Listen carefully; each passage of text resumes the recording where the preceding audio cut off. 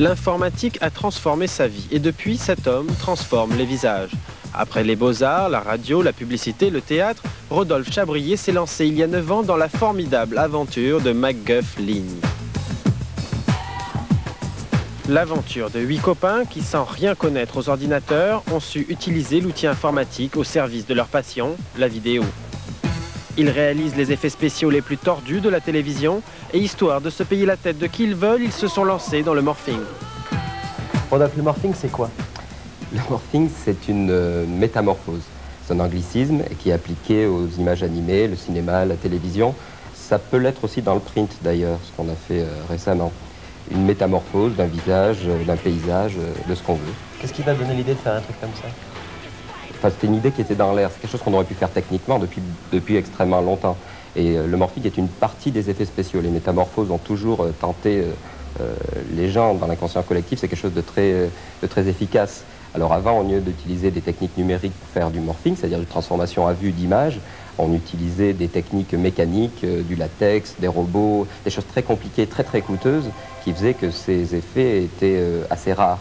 Maintenant, la différence avec le morphing, eh bien, on peut faire ce genre de transformation à vue de n'importe quoi, de manière assez facile, assez légère et assez peu coûteuse, malgré ce que les gens ont l'impression de connaître de ce domaine. Quelle est la part de l'informatique là-dedans? Parce que vous utilisez quand même des ordinateurs. La part de l'informatique, c'est la même. Quelle est la part des pinceaux de Picasso dans son travail? Quelle est la part des seaux de Pollock quand il faisait de la peinture?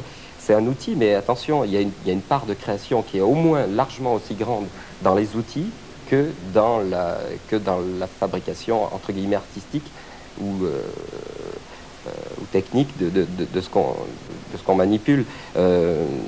Maintenant, dans une société comme MacGuff, où on essaye de faire des choses un petit peu pointues, des petits artisans, des petits orfèvres, on est obligé de s'inventer nous-mêmes nos outils. Le mieux, ce qui nous résumerait mieux, c'est qu'on est des artisans. Simplement, ce qu'il y a de bandant, c'est qu'on est dans un domaine qui ressemble à ce que pouvait être l'aéronautique au tout début ou le début de la photographie. On est dans un truc à découvrir, vraiment qui est extraordinaire. Rodolphe, comment fait-on pour devenir un aventurier du morphing? Tu vois, c'est pas si compliqué. D'ailleurs, je vais te montrer. Donc pour expliquer un petit peu ce que c'est qu'un morphing, on va prendre la tête d'un gugus, moi en l'occurrence, pour faire de mal à personne. La première chose qu'on a besoin de faire, c'est de déformer l'image de manière non linéaire, c'est-à-dire de faire comme si on avait développé cette photo sur une matière élastique, un ballon de baudruche, une capote, n'importe quoi, et qu'on puisse la déformer. Alors pour ça, on utilise un outil qui s'appelle le warping, c'est encore un mot anglais, et le warping, c'est à peu près ça. C'est-à-dire qu'en agissant sur des lignes de force, qui dans ce cas-là sont extrêmement simplettes, puisque c'est qu'un simple quadrillage, on arrive à rendre cette image de manière élastique, avec plus ou moins de précision. Il existe plusieurs systèmes de warping, plus ou moins précis et donc bien sûr plus ou moins chers. Si on se résume, le warping permet d'étirer une image pour lui donner la forme désirée. Le warping est donc ce qui permet à la base de réaliser un morphing. Pour passer d'un visage à l'autre, on superpose les deux images sur la grille d'étirement et on fait correspondre partie par partie le visage de l'un au visage de l'autre. Au fait, vous le reconnaissez? Dans le cas du passage d'un visage à un autre, c'est l'homme et non la machine qui choisit ce que l'on appelle les lignes de force du visage. Nous avons donc ici un Premier ministre. On a choisi de privilégier certaines zones qui ont une importance particulière. Donc toujours les cheveux, les oreilles, les narines, la pupille des yeux, les sourcils, qui sont des choses qui attirent l'œil et qui doivent être précisément mouvées dans l'espace pour que le morphe soit réussi. Les lignes de force qui sont ici, c'est l'humain, c'est moi qui les ai choisies. C'est pas l'ordinateur tout seul qui va pouvoir détecter à la manière d'un peintre, tiens, cette partie est importante ou pas. Et ces indications-là, je dois les donner sur, par exemple, Balladur ici, et je dois les donner sur Jacques Chirac, si je veux le faire se transformer de l'un à l'autre. Alors pour dessiner des lignes de force, d'abord on contemple notre image et on essaie de regarder ce qui est signifiant. Vous voyez que là il a des poches sous les yeux ici, des rides sur le front, un peu comme tout le monde, des cheveux, etc. Donc on va attaquer. À l'aide de courbes et avec sa souris, Rodolphe souligne les lignes de force du visage. Ces lignes sont dessinées grossièrement et c'est l'ordinateur qui les affinera par extrapolation. L'extrapolation, c'est-à-dire le calcul du visage par l'ordinateur. Ce calcul est très précis puisqu'il va jusqu'au pixel. L'écran, à titre d'exemple, est composé de plusieurs centaines de milliers de pixels. Une fois les deux structures de visage établies, il suffit de les superposer et c'est l'ordinateur, encore une fois, qui calcule toutes les images intermédiaires de transformation du visage. C'est ce que l'on appelle l'interpolation. Un morphing du visage, c'est un morphing de la peau et un morphing de forme de visage. Ici, on a la forme de Jacques Chirac avec la peau de Balladur. Ici, la forme de Balladur avec la peau de Jacques Chirac. On peut donc jouer indépendamment avec la forme et avec la peau des deux visages pour arriver, par fondu, au résultat final. Donc ici, nous avons le résultat final de nos deux films en fondu, c'est-à-dire qu'on est passé simplement de la texture de l'un à la texture de l'autre. Donc là, on voit que la grille est cohérente puisque c'est elle qui a déformé le visage en question, quoi. Voici l'image à 50% de l'un et 50% de l'autre. À vous de dire qui vous voyez le plus.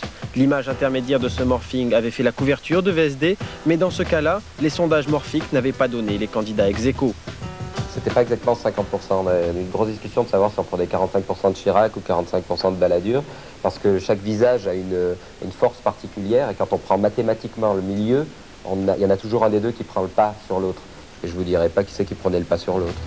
Force du visage, certains auraient parlé de force de l'esprit, mais dans ses vœux de nouvel an, le Premier ministre nous a rappelé que nos différences sont infiniment moins importantes que nos ressemblances. À méditer. Dernière étape du morphing, une fois qu'on l'a obtenu, il suffit de composer le personnage qui a été morphé sur un fond qui lui est neutre, qu'on n'a pas envie de transformer. Pour ça, on a choisi un ciel dégagé très très neutre. Il est à noter qu'on peut très bien choisir le fond qu'on veut pour le personnage. Ici c'est un fond bleu, on peut le mettre sur un fond jaune ou sur une quelconque autre image, quoi. Les choses se compliquent pour les morphings en animation, comme ici dans ce clip où Alain Chamfort se transforme en Claire, sa femme. Il faut suivre les mouvements des deux personnes, image par image, sachant qu'il y en a 25 par seconde, on imagine le travail. La technique utilisée s'appelle le rotoscoping. Donc une fois que le rotoscoping a été fait, c'est-à-dire le suivi des points importants d'un visage dans une animation ou d'un corps ou de n'importe quoi, voici le résultat. On a les lignes de force qui sont animées. Là on reconnaît Alain Chamfort. De notre côté, on a la même chose avec Claire.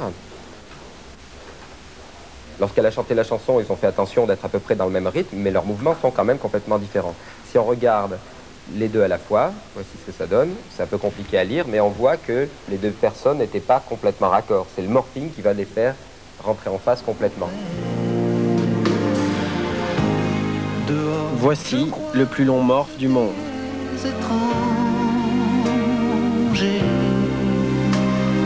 Fonctionne très bien, vous êtes dépassé par les commandes, l'image de synthèse, le morphing, on en veut. Mais ce qui fait fonctionner votre équipe, c'est quoi? C'est le côté exploit, c'est le côté intérêt, passion? Le côté intérêt et passion, je pense qu'il est primordial, ce qui fait que MacGuff et MacGuff, c'est la rencontre d'un certain nombre de gens qui avaient tous la même envie, et puis qu'effectivement, c'est greffé parallèlement à ça l'histoire de toute l'image de synthèse et du trucage numérique, qui est une formidable ascension auquel on participe. Donc ça, c'est un vrai moteur. Je pense que c'est vraiment la base de la réussite, plus une convivialité et une homogénéité des comportements qui fait que la sauce prend bien, quoi. Quand même, transformer des visages, c'est pas un métier, ça? Non, c'est pas un métier, mais c'était pas un métier, mais maintenant c'en est un. Je crois que les magiciens, ça a toujours existé. Et l'intérêt du morph, il est aussi lié au fait que, quelque part, on touche à un univers qui est celui de la magie, de l'inconscient, de l'imaginaire. Et toutes les technologies numériques n'ont d'intérêt que si on arrive à développer ce genre de choses, à la fois chez les auteurs, mais également chez les gens qui travaillent, quoi. C'est-à-dire qu'il faut créer, pas forcément essayer à tout prix de recréer le réalisme, mais le dépasser pour créer des univers qui soient réellement propres aux technologies numériques, quoi. Faire rêver. Faire rêver, je pense que c'est la clé, quoi. Quand on voit le succès des trucages des films américains, c'est évident que c'est dans ce type de direction qu'il faut aller, quoi. Et vous êtes un petit club mondial comme ça, comment ça se passe? Il y a des points, on a beaucoup de points communs avec des gens qui sont un peu n'importe où dans le monde, effectivement, ce qui fait que quand on se rencontre, même si on ne se connaît pas, on a très rapidement des atomes crochus assez importants, parce qu'on parle de la même chose, on travaille un petit peu selon les mêmes méthodes, et c'est un petit peu universel. Donc on arrive à communiquer avec des Japonais, avec des Américains, avec des gens en Amérique du Sud, de façon assez immédiate, comme si on parlait un peu la même langue, parce qu'on fait la même chose. Mais vous êtes en concurrence? On est en concurrence malgré tout, mais c'est vrai que je dirais que le côté aventure globale, progression de la technique est plus important que la concurrence. Et vous avez l'impression d'être les pionniers d'une grande aventure? Je pense qu'il y a effectivement un nouveau secteur qui est en train de naître et qu'on a la chance, et puis on a aussi mis les moyens pour en faire partie, quoi. Et puis si vous voulez vous aussi pratiquer du morphing chez vous, c'est possible. Ici on travaille bien sûr sur des grosses stations très onéreuses, mais vous pouvez le faire sur vos ordinateurs. Sur Macintosh par exemple, il y a un logiciel qui s'appelle Vidéo Fusion, qui pour grosso modo 4000 francs vous permet d'avoir une très bonne approche très complète sur le morphing. Sur PC bien sûr aussi avec Morphology 101 qui est un logiciel moins cher qui permet d'avoir quand même une approche assez globale. Et enfin un logiciel sous Windows qui lui pour la somme de 250 francs vous permettra de retoucher de l'image, de fusionner des images, d'avoir une approche quand même assez globale disons du graphisme de base.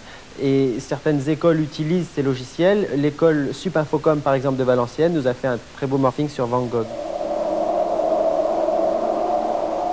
Notre coup de cœur de la semaine, c'est un jeu vidéo interactif, Under a Killing Moon. Superbe jeu qu'on regarde. Dans ce CD-ROM, vous serez plongé au cœur d'un véritable film interactif. Parlez aux plus grands acteurs et devenez vous-même un personnage du film. So you want a drink? I saved my first one to have with you. No, thanks. I've been dry for 8 years now. Entrez dans le monde virtuel de Tex Murphy, un privé du 21e siècle qui mène l'enquête dans les rues sordides de San Francisco. Pour résoudre l'énigme, n'hésitez pas à pousser les portes des bars les plus mal fréquentés. I shouldn't be joking. I guess you shouldn't. Anyway... Découvrez une cité grouillante, une histoire épique, pleine de conspirateurs et de rebondissements. She said she hated to hawk a family heirloom, but had no choice. À bientôt dans un nouveau décor.